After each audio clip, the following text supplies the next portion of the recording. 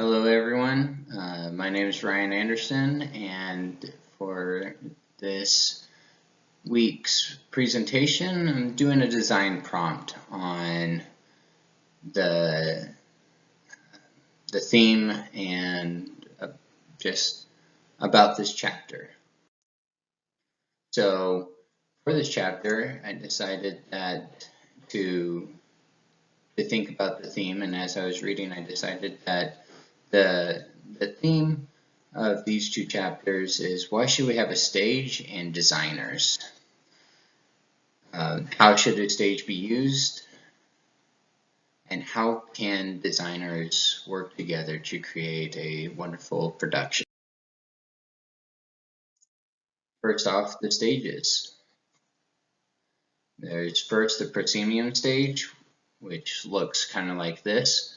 And this is the stage that everybody knows. When you go to Broadway or to the Snow Drama Theater, this is the stage that everybody sees. It is the most well-known. Interesting fact, it means in front of the scenery.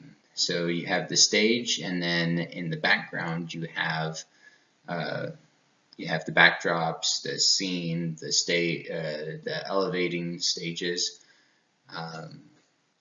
Some benefits to using a proscenium stage is that it has elevators that go up and down, which can lower and raise the stage and setting to allow different types of movement for the actors. It's got hydraulic lifts, similar to elevators, but on a more individual. So the hydraulic lifts can lift up actors and are portable, movable. And then there's also turntables, which are in the center of the stage usually, and when they turn, they move the scene around so that you can have two different scenes on stage at all times without having to worry about the fly systems. Proscenium stages also tend to do a lot of fly systems and can raise in and lower various equipment and scenes, so to give versatility into what is happening.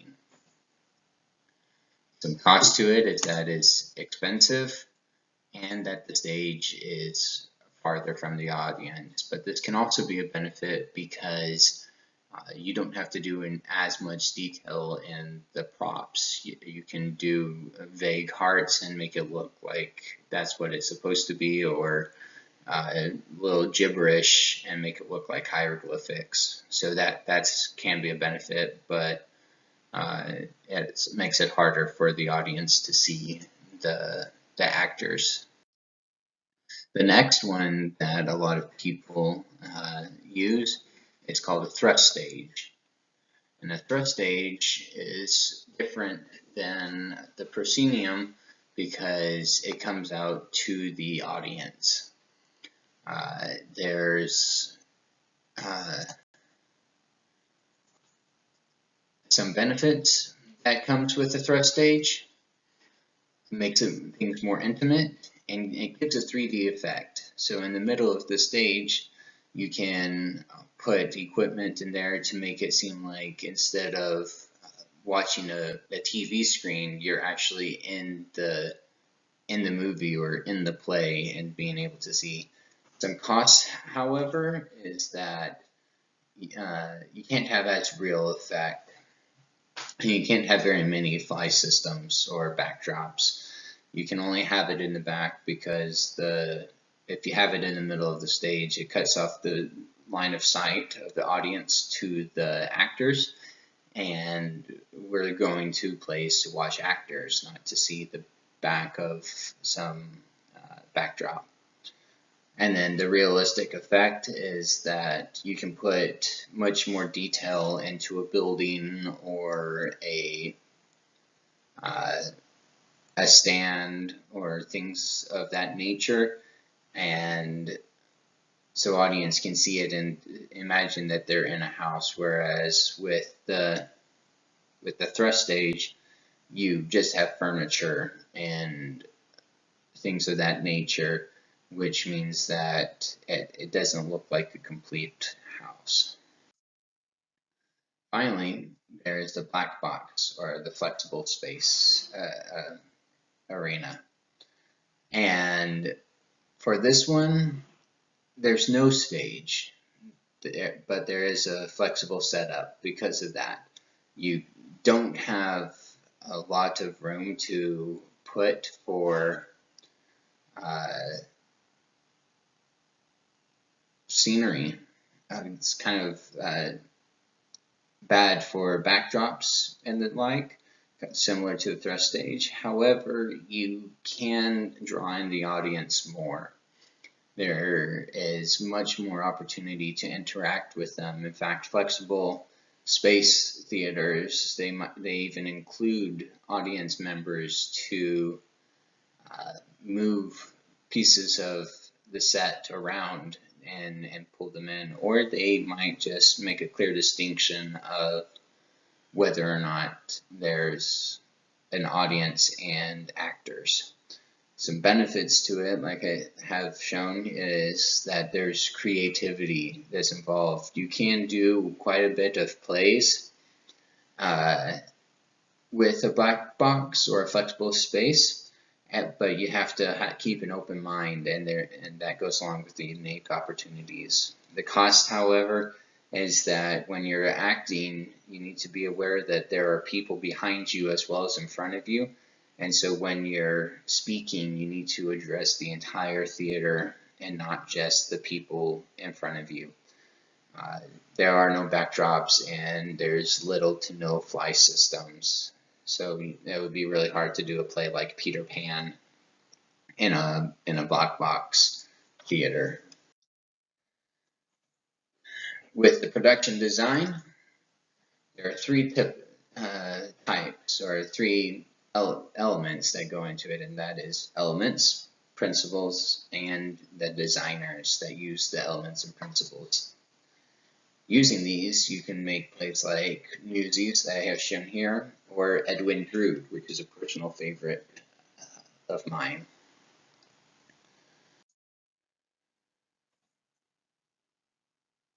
When designing theater, designers use elements, and these elements are as follows: the line, shape, space, color, texture, ornamentation.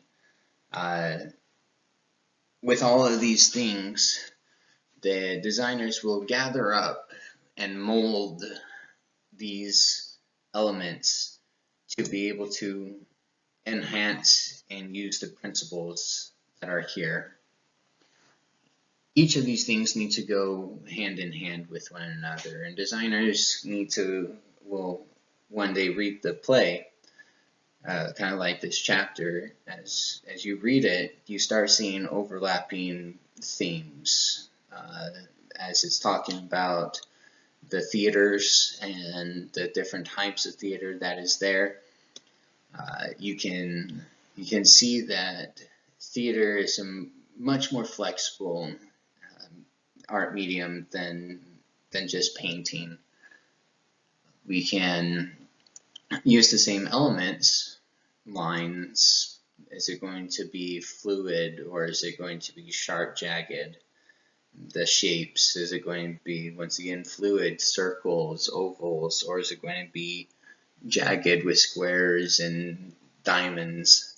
Space, is there going to be a lot of space, or is it going to be very compressed? Color, is it a happy play? Is it like Peter Pan, where there's some scenes of depressing and sad, and then lots of scenes where there's happy, flying around, energetic? Texture, is it going to be rocky, or is it going to be smooth and fluid? Ornamentation, ornamentation is probably going to be more of a set designer's than a light or sound designer, but it's not limited to that. And as they use these elements, they pay attention to the principles. Is everything in balance?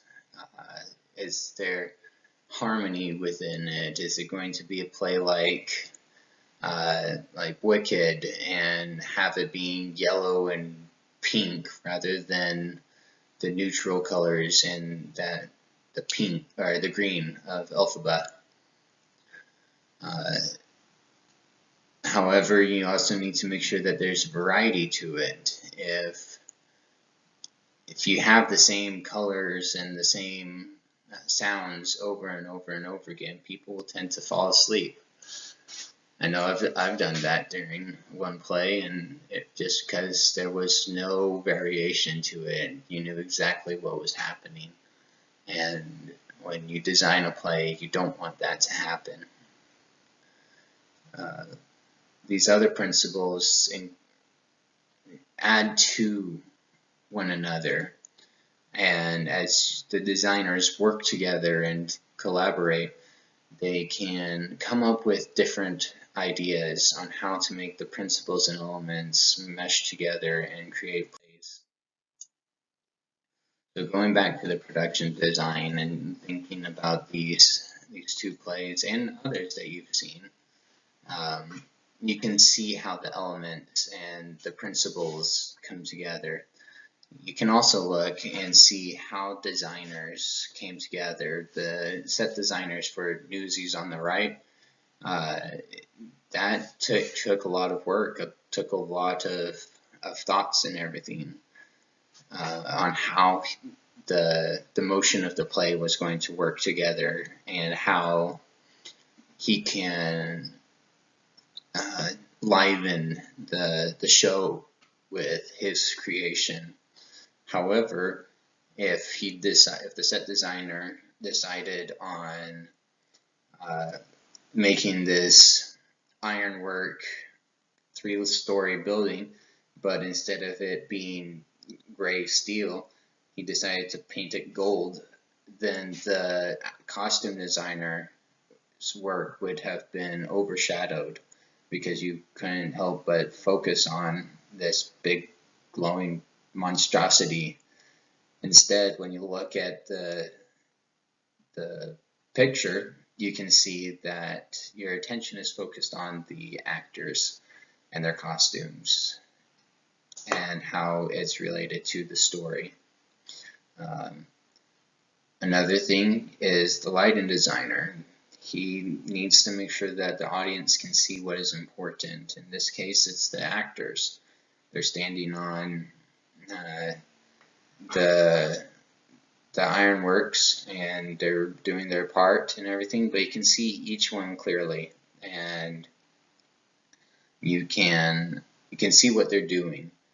In some cases, seeing the actors isn't important, but hearing what it is. And so the lighting designer's job is to direct the attention to what the director is wanting to convey and everything like that. Going over to the left picture with Edwin Drood, you can see that it's kind of like a Victorian London town, and the costumes needed to fit that time era. And so the costume designer needed to do the research and make sure that everybody is dressed accordingly, because it would be really weird to see a newsy boy and with the people of this Victorian London town. It would just ruin the magic of the theater. With the lighting designer, you can see that in the Edwin Drood picture, you can tell that there is kind of like a dusk time, and that's something that designers talk about, is about the lighting and the time period as well as the time of day. And all designers need to talk about that and discuss on how to do that. As they collaborate and everything, that's when the magic happens. It's not just a one-man show. It's a group of people working together and making sure that everything flows together so that when the audience comes and sees the play, they are transported to a world that is created by these wonderful people. I hope you enjoyed this presentation, and if you have any questions, please let me know. I hope to be able to answer them as I can.